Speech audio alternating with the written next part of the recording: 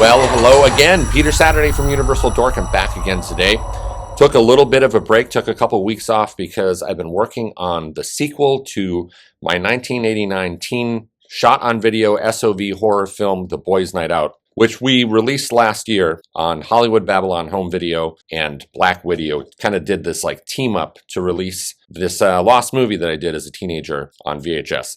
So I've been making the sequel pretty much for the last year and a half. And I'm trying to wrap this damn thing up by the end of the summer. And it is pretty much the end of the summer. And I'm pretty much near the end of the film shooting the final shots for the finale. So stay tuned. I'm going to post a trailer for that movie very soon. But today I'm back because in between the last video and now, I watched something pretty damn cool. Another trapped on VHS gem. Now, as far as I know, this has only got a VHS release. SHOOTFIGHTER, Fight to the Death, from 1993, is essentially like a mix between The Karate Kid and Bloodsport.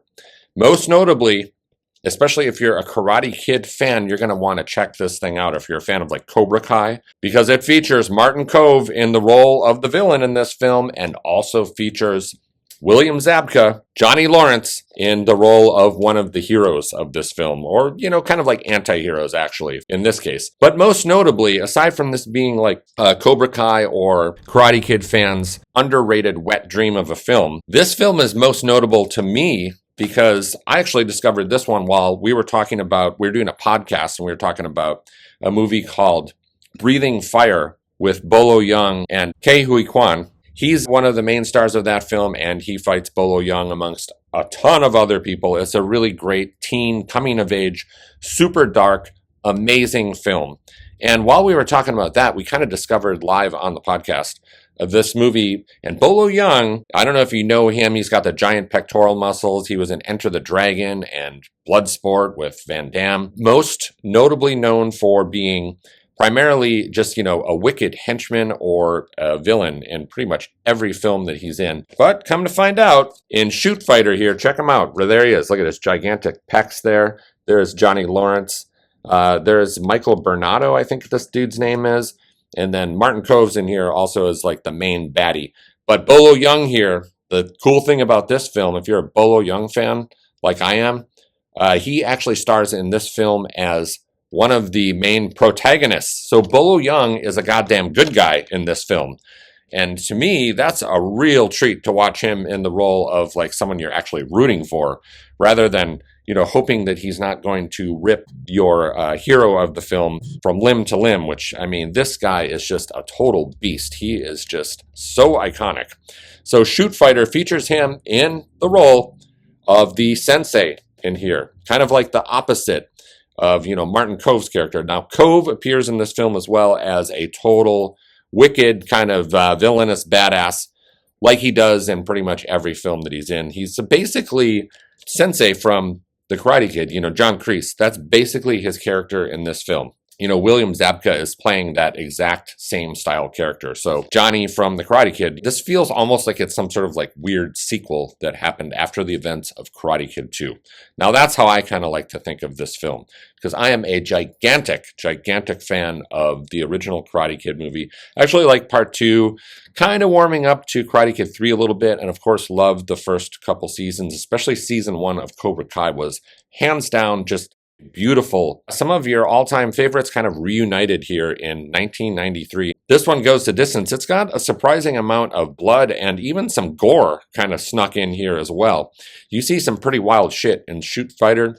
You see some really ridiculous shit in here as well, which I totally love, of course. This is one of those hidden gems that literally no one talks about. And we've got 2 great leads here. Well, actually 3, if you count Bolo. He appears in the very opening scene, in a tournament scene, where he's watching like Martin Kove basically like rip someone's throat out, which is pretty incredible.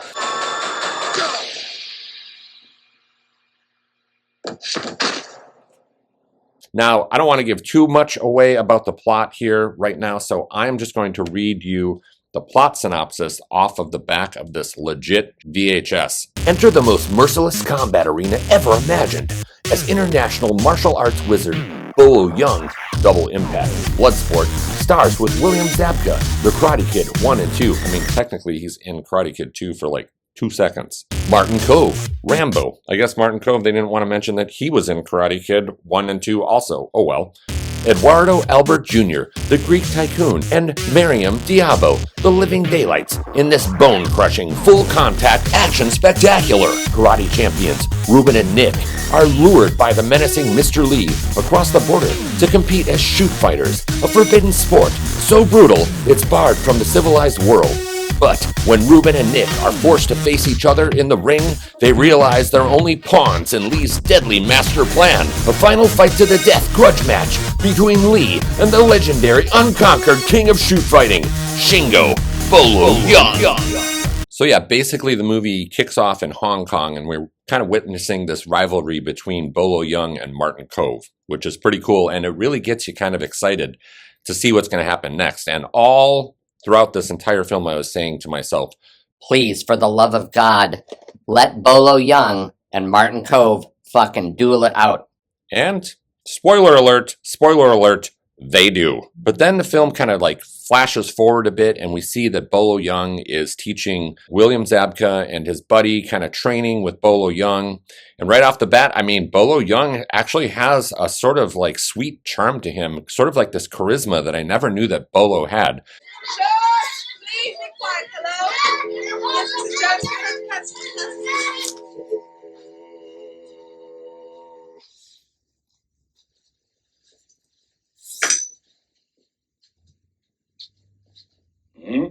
Okay, kick. No. Hi. You can't. Come on. Whoa.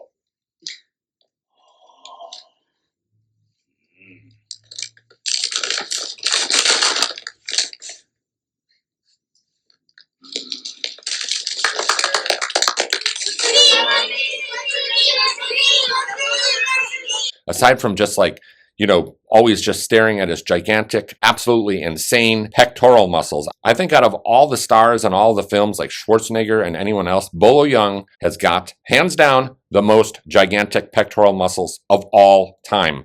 Anyone in the comments, please let me know if you think there's someone that has got bigger pecs than Bolo. I don't think you're going to be able to come up with someone. Zabka and his buddy kind of dealing with the struggles of life. They are struggling to pay rent, and they're kind of trying to figure out ways to like drum up some quick cash. Now they catch wind of this shoot fighting tournament that takes place in Tijuana, Mexico. They meet this guy that kind of tells them all about it and what they can do and all the ways that they can qualify. They kind of have to do these like 4 like trial matches and stuff to like get into the tournament to show that they're good enough. But little do they know that this is actually kind of the plan of Martin Kove's character to kind of lure them to Mexico. But first and foremost, lure Bolo Yeung to Mexico so Kove can face him in a tournament. William Zabka and his buddy like immediately accept this offer. They're like fucking stoked on making a bunch of money. This doesn't look real. Not exactly your style, is it? What, you don't think I can do this? No, I don't think you can. One night, $3,000. I gotta do this. And we come to find out that Williams has never been in a real fight before. Now, these guys end up getting into some kind of wild and crazy bar brawl. And Zabka kind of fights for the first time for real and actually ends up liking it way too much. Now, at that point, Zabka is a little bit obsessed with fighting people and fucking people up. So you can kind of see that he's going down kind of a dark path as he's kind of like preparing for this kind of shoot fighter, you know, almost sounds like it's going to be sort of like a blood sport type of thing. Now, they explain also to them as the tournament progresses and becomes more dangerous that they will be using weapons later in the tournament. And this sounds like it could be almost like fighting to the death. But they don't give a fuck. They're just like, we're down with it. We want to make some money. And along the way, as William Zabka is kind of like prepping himself for this, like mentally, his friend is kind of noticing that Zabka's kind of disobeying the things that they have been taught by like Bolo Yeung. And it's starting to kind of disturb him a little bit, but they say the hell with it. They go down anyway, and they get themselves involved in this crazy ass tournament. And this kind of triggers these like two dual montage scenes of like training scenes.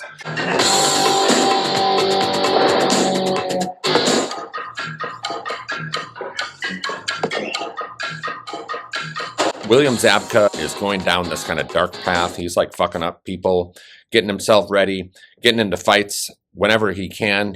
You don't know us? Don't be stuck. Come. Don't be stuck. You got a problem? No. But you do. Michael Bernardo goes back and he kind of does his own training montage as well. And he's kind of communicating with William Zabka's girlfriend, who is actually trying to start up this dojo with Zabka himself. There's one of the worst love interests of all time. So his girlfriend, Cheryl, she has got this friend of hers who she really wants to hook up Michael Bernardo with. And unfortunately, he accepts the offer, and it kind of seems like they're having this sort of idiotic, lame romance throughout the film, if you could even call it that. Nick, I told you about my girlfriend. This is Jill. Hi. I heard a lot about you. Hi. Hey, what's up? She kind of like enters the scene, and it feels like she's going to be kind of like a bigger character in the film. I like him. A lot. Hey! And then she's kind of like never touched upon again in the movie. Is he gonna be here for a while? I don't know. You know, there's a bunch of really stupid fights that take place too. And some of the fights that don't involve like William Zabka or his buddy are some of the most entertaining ones in the entire movie. I mean, check this out.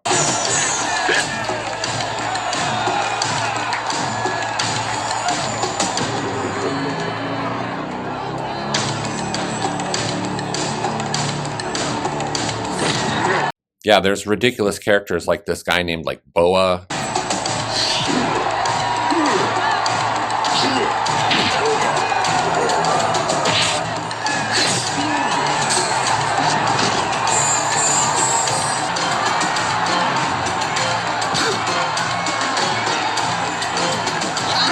But this movie has no shortage at all of really fucking fun martial arts scenes to enjoy. And on the cover, we've got a pretty rad tagline, "It will tear your heart out." Not just your heart, but your throat. And there is actually a heart that is torn out.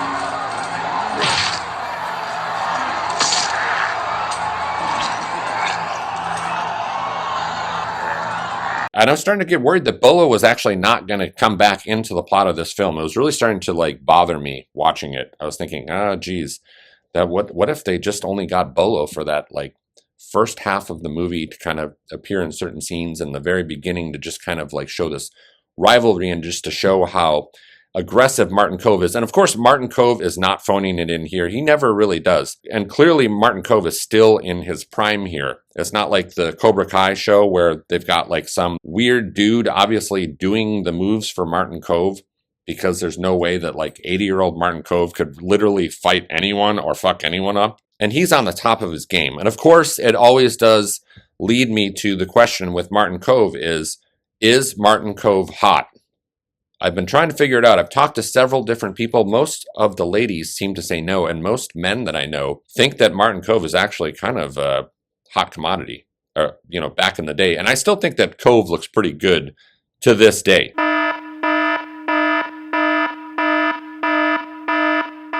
This kind of goes into almost like that Enter the Dragon style territory where there's something besides the tournament going on, something sinister behind the scenes. And William Zabka's buddy returns onto the scene, and he is not fighting in the tournament, and he is just on this kind of mission fighting henchmen of Martin Kove's. One guy, I believe, he like kicks his ass and then like strangles him to death with his own dreadlocks. And then, of course, the movie, spoiler here, a little bit of a spoiler, but the film actually kind of hits this climax where you see William Zabka here and his buddy Michael Bernardo. They're actually seemingly going to have to face off in a final duel. But lo and behold, fucking Bolo Yeung shows up on the scene. Martin Kove, he lights up like a fucking Christmas tree when he sees Bolo Yeung. He's like frothing at the mouth. And there's these strange little like rules of the tournament that come into play that are pretty ridiculous, but totally fine with me at the same time, because we get to witness, instead of these two guys, you know, Zabka and his buddy squaring off, which, you know, by this point in the movie, I've kind of had enough of Zabka and his buddy fighting people. I wanted to see something else. We get the real treat of seeing Bolo Yeung and Martin Kove fight to the death. Look how you have upset my guests. Make my stealing go! Wait, Shingo, at last you have come to join us. As you see, your students fight. To free them, you must fight in their place. With me.